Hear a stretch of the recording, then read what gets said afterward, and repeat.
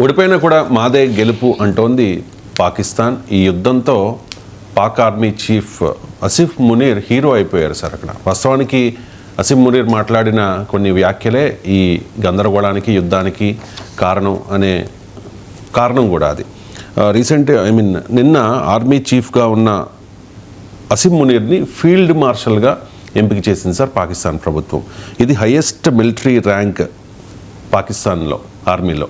So ఏంటి sir Pakistan వ్యూహం ఏంటి? ముందు ఆసిఫ్ మునీర్ వ్యాఖ్యలే దీనికి కారణమని మీరు అన్నారు. సార్ అంతకుముందు పుల్వామా దాడికి ముందు ఏ వ్యాఖ్యలు ఉన్నాయి, అంతకుముందు యూరీ దాడికి ముందు ఏ వ్యాఖ్యలు ఉన్నాయి, ముంబై దాడుల ముందు ఏ వ్యాఖ్యలు ఉన్నాయి, పఠాన్కోట్ దాడుల ముందు ఏ వ్యాఖ్యలు ఉన్నాయి, పార్లమెంట్ పైన అటాక్ చేసినప్పుడు ఏ వ్యాఖ్యలు ఉన్నాయి. మనము పాకిస్తాన్ అనే ఒక దేశానికి ఉన్న ఉన్మాదాన్ని ఒక వ్యక్తి తప్పుగా, వ్యక్తి లోపంగా ఎప్పుడు చూపెట్టకూడదు. సో ఆసిఫ్ మునీర్ కామెంట్ చేయడం వల్ల దాడి జరగలే పహల్గామ్, అది రాంగ్ నోషన్. ఆసిఫ్ మునీర్ వల్లనే దాడి జరుగుంటే నేను ఇన్ని దాడులు చెప్పాను మీకు. ఉదాహరణకు పుల్వామా ఎవరి వ్యాఖ్యల వల్ల దాడి జరిగింది, మీకు అక్షర్ధామ్ టెంపుల్ పైన ఎవరి వ్యాఖ్యల మీద జరిగింది, ముంబై దాడులు ఇన్ని కదా, ఒక్కటి కాదు కదా, ఇది కొత్త కాదు కదా. ఇన్ని దశాబ్దాలుగా దాడులు జరుగుతుంటే ఒక వ్యక్తి వ్యాఖ్యలతో దాడిని మనం లింక్ చేయడం అనేది గ్రావిటీని తగ్గించడం అవుతుంది. సో అందువల్ల ఆసిఫ్ మునీర్ వ్యాఖ్యలతోనే పహల్గామ్ దాడి జరిగింది అనుకుంటే పొరపాటు. ఆసిఫ్ మునీర్ వ్యాఖ్యలు లేకపోయినా పాకిస్తాన్ వాళ్ళు దాడి చేసేవాళ్ళు, గతంలో చేశారు ఏ వ్యాఖ్యలు చేయకపోయినా.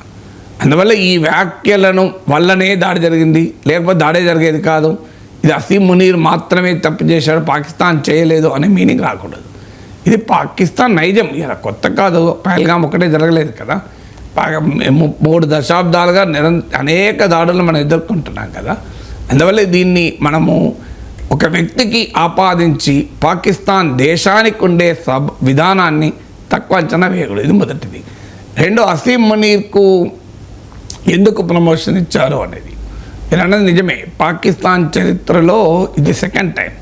1959లో జనరల్ అయూబ్ ఖాన్కు ఫీల్డ్ మార్షల్ ఇచ్చారు. ఒక రకంగా ఇచ్చుకుంటారు, ఎందుకంటే పాకిస్తాన్లో ఆర్మీయే డిసైడ్ చేస్తుంది, పేరుకు ప్రధానమంత్రి సంతకం పెడతాడు. సో అందువల్ల ఫీల్డ్ మార్షల్ ఆసిఫ్ మునీర్కి ఎవడో ఇచ్చుడు కాదు, తాను ఇచ్చుకున్నాడు. జనరల్ అయూబ్ ఖాన్ 1959లో ఇచ్చుకున్నాడు. అప్పుడు కూడా ఏం అయూబ్ ఖాన్ యుద్ధం గెలవలే. Captaincy is about making right decision whether on the field और ऑफ द फील्ड. इसलिए मैं कंट्री डिलाइट पर भरोसा करता हूँ. They deliver 100% pure buffalo milk to my doorstep by 7 AM. Don't just enjoy our matches, enjoy village fresh buffalo milk too. Download the Country Delight app. సాధారణంగా field marshal అనే title ఎప్పుడు ఇస్తారంటే exceptional service, అంటే battle field, యుద్ధ భూమిలో అసలు పోలిక లేని అద్భుతమైన సామర్థ్యాన్ని ప్రదర్శించినప్పుడు, నాయకత్వాన్ని చూపినప్పుడు ఇస్తారు.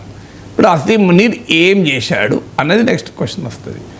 ఆసిఫ్ మునీర్ సాధించిన అద్భుతమైన, పోల్చడానికి కూడా వీలు లేని విజయం ఏంటి ఆయన సాధించిన విజయం ఏంటి, ప్రమోషన్ ఇవ్వటానికి ఆ కారణాలు ఏంటిో చెప్పే ముందు ఎందుకు చేస్తున్నారు పాకిస్తాన్ ఇది అంటే టు కంట్రోల్ ఎ నరేటివ్. ఇప్పుడు పాకిస్తాన్ ఈ ఆపరేషన్ సింధూర్లో క్లియర్గా భారతదేశం అప్పర్ హ్యాండ్ సాధించింది. భారతదేశ ఆధిక్యత స్పష్టంగా ఎస్టాబ్లిష్ అయింది. ఇది మనమే కాదు, ప్రపంచవ్యాప్తంగా మిలిటరీ ఎక్స్పర్ట్స్ అందరూ చెప్తున్నారు, మనం చెప్పేది కాదు. ఈవెన్ అమెరికన్ మిలిటరీ ఎక్స్పర్ట్స్ కూడా ఇండియా క్లియర్ మిలిటరీ సుపీరియారిటీ చూపెట్టింది అని.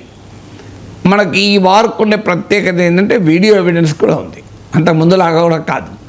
బట్ ఆ వీడియో ఎవిడెన్స్ ఎక్కడ పెట్టినా ప్రపంచవ్యాప్తంగా ఏ మిలిటరీ ఎక్స్పర్ట్ కూడా, నేను దాదాపు డైలీ ఒక 30-40 సోర్సెస్ చదువుతాను, నేషనల్, ఇంటర్నేషనల్.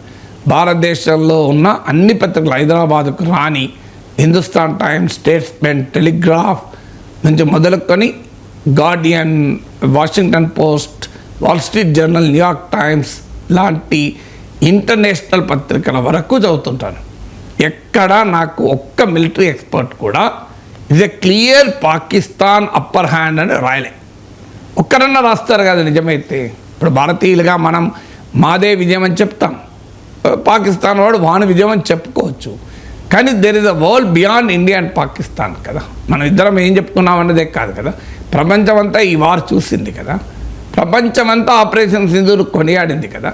భారతదేశ మిలిటరీ సుపీరియారిటీ స్పష్టంగా కనబడిన తర్వాత ఒక్క మిలిటరీ ఎక్స్పర్ట్ కూడా పాకిస్తాన్ గొప్పగా పర్ఫార్మ్ చేసిందని చెప్పలేదు. అందువల్ల అయినా కూడా పాకిస్తాన్ తన ప్రజలకు ప్రపంచానికి ఒక భ్రమను కలిగించదలుచుకుంది. ఎందుకంటే తన ప్రజలు తిరగబడకుండా మేమే గెలిచాము అని. ఇది డే 1 నుంచి, అంటే వాళ్ళ డైరెక్టర్ జనరల్ మిలిటరీ ఆపరేషన్స్ మన డైరెక్టర్ జనరల్ మిలిటరీ ఆపరేషన్స్ని కాంటాక్ట్ చేసినప్పటి నుంచి మరుక్షణం నుంచే వాళ్ళు సంబరాలు మొదలుపెట్టారు. దేనికి సంబరాలో తెలియదు. హసీం మునీర్ ఒక క్రికెట్ మ్యాచ్లో కూడా తేలాడు. మన ఐపీఎల్ లాగా వాళ్ళ పాకిస్తాన్ సూపర్ లీగ్ అని ఉంటుంది, పిఎస్ఎల్ అని, మన ఇండియన్ ప్రీమియర్ లీగ్ లాగా. ఆ పాకిస్తాన్ సూపర్ లీగ్ను పాక్ ఆర్మీకి డెడికేట్ చేశారు, in honour of Pak army అని. సో పాక్ వీధుల్లో పెద్ద ఎత్తున పాకిస్తాన్ జెండాలు ప్రదర్శిస్తూ పెద్ద ఎత్తున సంబరాలు చేశారు. ఆఖరికి ఆర్మీ చేత పదవి కోల్పోయి ఆర్మీ చేత జైల్లో ఉన్న ఇమ్రాన్ ఖాన్ కూడా ఆర్మీని మెచ్చుకున్నాడు. ఎందుకంటే ఎక్కడైనా రాజకీయ నాయకుడే. మిలిటరీ నేషనలిజం పెరిగిన తర్వాత మిలిటరీని మెచ్చుకోవడంలో, దేశభక్తిని ప్రదర్శించడంలో, జాతీయతను ప్రదర్శించడంలో పోటీ ఉంటుంది. అదే కనబడింది మీకు పాకిస్తాన్లో. ఇమ్రాన్ ఖాన్ కూడా ఆర్మీ రోల్ మెచ్చుకున్నాడు. సో ఇలా పాకిస్తాన్లో ఈ మిలిటరీ నేషనలిజాన్ని రౌజ్ చేసి ఒక వైఫల్యాన్ని, ఒక ఫెయిల్యూర్ను, ఒక ఓటమిని గెలుపుగా తన దేశ ప్రజలకు అమ్ముకోవాలని చూస్తున్నారు. రీప్యాకేజింగ్ చేసి పాత ప్రోడక్ట్ను కొత్త ప్రోడక్ట్గా అమ్ముతారు చూడండి. ఫెయిల్డ్ ప్రోడక్ట్ను కూడా రీప్యాకింగ్ చేసి చాలా న్యూ ప్రోడక్ట్గా అమ్ముతారు. పాకిస్తాన్ ఆ పని చేస్తుంది. అది చెయ్యాలి. పాక్ ఆర్మీ అద్భుతమైన విజయాన్ని సాధించిందని వాడు చెప్పుకుంటున్నాడు. చెప్పుకోవడానికి ఏంటి ఎవిడెన్స్ ఏమైనా ఇవ్వాలి కదా. ఏం ఎవిడెన్స్ ఉంది? నేను ఇంతకుముందు చెప్పినట్లు వరల్డ్ మీడియాలో ఒక్క మిలిటరీ ఎక్స్పర్ట్ రాయలేదు, చెప్పరాదు. పోనీ ఏదన్నా వీడియో ఎవిడెన్స్ ఉందా? లేదు. సామాన్యుడికి వరల్డ్ మీడియా కవరేజ్ చూసినా కూడా ఏదో ఒక మన రాఫెల్ విమానాన్ని కూలగొట్టారని చెప్పి రాయిటర్స్ వాడు చిన్న కథనాలు మినహా అందరికీ ఆ కథనాలు ఎందుకు రాశారు ఏంటంటే, ఫ్రెంచ్ కంపెనీలు అమెరికన్ కంపెనీల మధ్య ఉండే బిజినెస్ వార్లో భాగంగా రాఫెల్ పనిచేయదు అని అమెరికన్ మీడియా ప్రచారం, బ్రిటిష్ మీడియా ప్రచారం. సో అందువల్ల ఆ బిజినెస్ వార్ మినహా ఎక్కడైనా యుద్ధ భూమిలో ఏదో ఒక విమానం కూలొచ్చు, ఒక విమానం కూలకపోవచ్చు. ఏం రాఫెల్ కూలలేదని నేనేమంటలేదు, కూలితే కూలొచ్చు. కానీ ఓవరాల్గా ఎవరికి డిసిసివ్ ఉంది అది చెప్పదలుచు. అది క్లియర్గా పాకిస్తాన్ దగ్గర ఎవిడెన్స్ లేదు. మరి ఏం చేయాలి?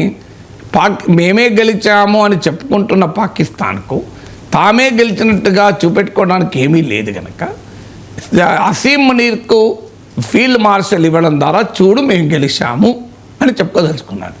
అందువల్ల పాకిస్తాన్ నరేటివ్ను స్ట్రెంథన్ చేసుకోవడానికి, లేని విజయాన్ని ఉన్నట్టుగా చూపడానికి హసీం మునీర్కు ఫీల్డ్ మార్షల్ ఇచ్చారు. 1. 2, హసీం మునీర్ ఎందుకు? తాను ఇతర జనరల్స్ కన్నా డిఫరెంటు అని. ఇక హసీం మునీర్ ఏం సాధించాడు అది కూడా చూద్దాం. పాకిస్తాన్ చరిత్రలో మరోసారి అది బాలాకోట్ స్ట్రైక్స్ తర్వాత డీప్ ఇన్సైడ్ పాకిస్తాన్పై ఇండియా అటాక్ చేసింది. పాకిస్తాన్ ఏమీ చేయలేకపోయింది. చైనీస్ ఎయిర్ డిఫెన్స్ కంప్లీట్గా ఫెయిల్ అయింది. రావల్పిండి పాకిస్తాన్ హెడ్ క్వార్టర్స్లోని Rawalpindi Pak military headquarters అది. దాని సమీపంలో ఉన్న నూర్ఖాన్ బేస్ను కూడా ధ్వంసం చేశాం. 9 చోట్ల టెర్రరిస్ట్ ఇన్ఫ్రాస్ట్రక్చర్ ధ్వంసం చేశాం. బహవల్పూర్ నుంచి ముషీరాబాద్ వరకు, మీకు ముజఫరాబాద్ వరకు నియర్లీ 970 కిలోమీటర్ దూరం. అంత విస్తీర్ణంలో 9 టెర్రరిస్ట్ బేసెస్ కొట్టాం. ఆఖరికి లష్కర్-ఈ తోయిబా హెడ్ క్వార్టర్స్ అయిన మురీద్కే, జైషీ మహమ్మద్ హెడ్ క్వార్టర్స్ అయిన బహవల్పూర్ను కూడా కొట్టాం. వాళ్ళు ఎంతగానో జాతీయ నాయకుడిగా భావించే మసూద్ అజర్ అనే తీవ్రవాది ఫ్యామిలీలో 10 మంది చనిపోయారు. అబ్దుల్ రహూఫ్ లాంటి కీలక నిందితులు చనిపోయారు. సో పాకిస్తాన్ న్యూక్లియర్ ఫెసిలిటీస్ని కూడా భారతదేశం టార్గెట్ చేయగలదు అని డెమాన్స్ట్రేట్ చేసినట్టుగా వార్తలు వస్తున్నాయి. అలాంటి అంశం ఎవరు కూడా కన్ఫర్మ్ చేయరు. కానీ బట్ మనకు అందరికీ తెలుసు కిరాణా పైన దాడి జరిగిందా, ఈ చర్చ అంతా జరిగింది. పాకిస్తాన్ న్యూక్లియర్ ఇన్స్టలేషన్స్ ఉన్న సర్గోదా ఎయిర్ బేస్ మాత్రం భారతదేశం ధ్వంసం చేసింది. అందువల్ల న్యూక్లియర్ ఫెసిలిటీస్ని అటాక్ చేయకపోవచ్చు, కానీ క్లియర్గా న్యూక్లియర్ ఫెసిలిటీస్ కూడా మేము డిజేబుల్ చేయగలము, నీ న్యూక్లియర్ బ్లాక్మెయిల్ పనిచేయదు అని నిరూపించాము. ఇప్పటిదాకా న్యూక్లియర్ వెపన్ మా దగ్గర ఉన్నాయని చెప్పి తనకు తానుగా విర్రవీగుతున్న పాకిస్తాన్కు అరే మాకు న్యూక్లియర్ వెపన్స్ ఉన్నాయి నీకు అర్థం కావడం లేదు అని చెప్పడమే కాకుండా అసలు పాకిస్తాన్ న్యూక్లియర్ వెపన్స్ ఉన్నా నువ్వేమీ చేయలేవు, అది వార్ వెపన్ కాదు, అది డిటరెంట్ వెపన్ మాత్రమే అని నిరూపించాము. సో ఇలా అన్ని రకాలుగా మన పాకిస్తాన్ పైన మనము ఆధిక్యత చూపాము. ఇంట్రెస్టింగ్ ఏంటంటే అసీం మునీర్ ఆ యుద్ధ సమయంలో ఎక్కడ కనబడలే వినబడలే. ఆ రోజుల వార్తలు కూడా వచ్చాయి, అసీం మునీర్ పారిపోయాడు, వేరే దేశానికి వెళ్ళాడు, బంకర్లో దాక్కున్నాడు అని. బట్ ఒకటి మాత్రం నిజం, దాక్కున్నాడా పారిపోయాడో తెలియదు, కానీ ఎక్కడా ఆయన మాట మాత్రం కూడా వినబడలేదు. ఇక ఇది ఇండియా పాక్ ఆపరేషన్ సింధూర్. ఎందుకంటే అప్పుడు మనం ఒక అతన్ని ప్రమోషన్ ఇచ్చినప్పుడు వాడు CV చూడాలి కదా. ఇంకా వేరే పోనీ ఇంటర్నల్ సెక్యూరిటీ, పాకిస్తాన్ దేశ అంతర్గత భద్రతనైనా కాపాడడం Munir. Last year 700 terrorist attacks జరిగినాయి. 700 దాడులు జరిగితే 350 మంది సివిలియన్ చనిపోయారు. 500 మంది సివిలియన్ చనిపోయారు, 350 మంది సెక్యూరిటీ పర్సన్ చనిపోయారు. నియర్లీ 700 చిన్నవి పెద్ద కలిపి అటాక్ జరిగినాయి. అంటే ఆ పాకిస్తాన్ తీవ్రవాద దాడులు మనకన్నా ఎక్కువ జరుగుతున్నాయి పాకిస్తాన్లో. అది చూపెట్టే కదా పాకిస్తాన్ నేను కూడా విక్టిమ్ ఆఫ్ టెర్రరిజం అంటున్నారు. కానీ విక్టిమ్ ఆఫ్ టెర్రరిజం కాదు, వాడు సృష్టించిన భస్మాసురుడు వాడి మీద పడుతున్నాడు, వాడు సృష్టించిన రావణ కాస్ట్రలో వాడే కాలిపోతున్నాడు. సో దేశ అంతర్గత భద్రతను కాపాడడంలో పాకిస్తాన్ ఆర్మీ ఘోరంగా ఫెయిల్ అయింది. తర్వాత మీకు ఎన్నడూ లేని రీతిలో బెలూచిస్తాన్ లిబరేషన్ ఆర్మీ స్వాతంత్రాన్ని ప్రకటించుకుంది. ఇదే అసీం మునీర్ వాళ్ళని తీవ్రవాదులు వాళ్ళ అంతం చేస్తానన్నాడు. మన దేశం మీద ఎట్లా మాట్లాడాడు, బెలూచిస్తాన్పై కూడా అసీం మునీర్ అంతే దుర్మార్గంగా మాట్లాడాడు. అసలు కానీ బెలూచిస్తాన్ లిబరేషన్ ఆర్మీ క్వెటా నగరాన్ని లిబరేట్ చేస్తున్నట్టు ప్రకటించుకుంది. అసీం మునీర్ నాయకత్వంలో ఉండగానే జాఫర్ ఎక్స్ప్రెస్ అనే ట్రైన్ని హైజాక్ చేసి 400-500 మంది వందలాది మందిని బందీలుగా తీసుకుంది. టెహరీకి తాలిబాన్ అసలు Khyber Pakhtunkhwa, north west frontiers ఈ ప్రాంతాల్లో అసలు స్వయం పాలిత ప్రాంతాలుగా ప్రకటించుకుంటోంది. తాము సృష్టించిన తాలిబానే పాకిస్తాన్ పైన తిరగబడుతోంది. పాకిస్తాన్ ఎయిర్ డిఫెన్స్ కంప్లీట్గా ఫెయిల్ అయింది. ఇండియన్ ఎయిర్ డిఫెన్స్ S-400 మనకు ఆకాష్ అద్భుతంగా పాకిస్తాన్ దాడుల్ని, మిసైల్స్ను, డ్రోన్లను ఆపితే పాకిస్తాన్ ఎయిర్ డిఫెన్స్ దారుణంగా విఫలమైంది. మన బ్రహ్మోస్ మిసైల్ దాడికి Nur Khan most strategic air base Nur Khan Sargodha. ఎందుకంటే నూర్ఖాన్ ఎయిర్ బేస్ ఎందుకు స్ట్రాటజిక్ అంటే పాకిస్తాన్ ఆర్మీ హెడ్ క్వార్టర్స్కు సంబంధించిన నూర్ఖాన్. ఇప్పుడు జనరల్ అసీం మునీర్ దిగే ఎయిర్ బేస్ అది, పాక్ ఆర్మీ జనరల్ దిగే ఎయిర్ బేస్ అంటే దాని ప్రాధాన్యత ఏందో మీరు అర్థం చేసుకోండి. సర్గోదా ఎయిర్ బేస్ అది దాని రన్వేని కూడా నాశనం చేశాం. అది పాకిస్తాన్ న్యూక్లియర్ ఇన్స్టలేషన్స్ ఉన్న ప్రాంతం. సో అంత సర్గోదా అండ్ నూర్ఖాన్ ఎయిర్ బేస్ని కూడా ధ్వంసం చేశాము. సో అందువల్ల ఇవన్నీ ఏది పాకిస్తాన్ ఆపలేకపోయింది, సెల్ఫ్ డిఫెన్స్ చేసుకోలేకపోయింది. ఏం చేసింది, మ్యాక్సిమం LOC దగ్గర గ్రామాల మీద పడి పౌరులు అటాక్ చేసి ఆ పౌరుల రక్త తర్పణంతో ఒక పైశాచిక ఆనందాన్ని పొందాడు అసీం మునీర్. మరి ఇప్పుడు అసీం మునీర్ ఏం సాధించినట్టు ఇన్ని ఉదాహరణలు చెప్పాను. Not a single achievement to his credit. అసలు పాక్ ఆర్మీలోనే తీవ్ర విభేదాలు ఉన్నాయి. సో పాక్ ఒక దశలో అయితే అసీం మునీర్ పైన తిరుగుబాటు కూడా జరగబోతోంది. నేను ఆ రోజు చెప్పాను, పాకిస్తాన్ చరిత్రలో ఆర్మీ పైన కూ లేదు, ఆర్మీ రాజకీయ నాయకత్వం పైన కూ చేసింది. కానీ ఇప్పుడు అసీం మునీర్ను ఫీల్డ్ మార్షల్ చేయడం ద్వారా షబాజ్ షరీఫ్ ప్రభుత్వం తనకు తానే ప్రమాదాన్ని కొని తెచ్చుకున్నారు. రేపో మాపో అసీం మునీర్ నాయకత్వంలో మిలిటరీ కూ జరిగి ఆ ఉన్న సివిలియన్ గవర్నమెంట్ కూడా ఎత్తేస్తారు. అసలు పాకిస్తాన్ చరిత్రలో రాజకీయ నాయకత్వాన్ని ద్వేషిస్తారు, వ్యతిరేకిస్తారు ప్రజలు. కానీ ప్రజల్లో పాక్ ఆర్మీ పట్ల చాలా విశ్వాసం. అలాంటి ఆర్మీ పైన చరిత్రలో మొదటిసారిగా ఇమ్రాన్ ఖాన్ మద్దతుదారులు ఆర్మీ కార్యాలయాల మీద కూడా వెళ్ళి నిరసన తెలిపారు. అసలు ఎక్కడ మన ప్రపంచంలో జరగదు. ఇప్పుడు మన దేశంలో ప్రభుత్వ కార్యాలయాల ముందు ధర్నాలు జరుగుతాయి, ప్రభుత్వ కార్యాలయాల్లోకి దూసుకెళ్తారు. కానీ ఎక్కడన్నా ఆర్మీ హెడ్ క్వార్టర్స్ మీద దూసుకెళ్ళిన ఉదాహరణ ఉందా?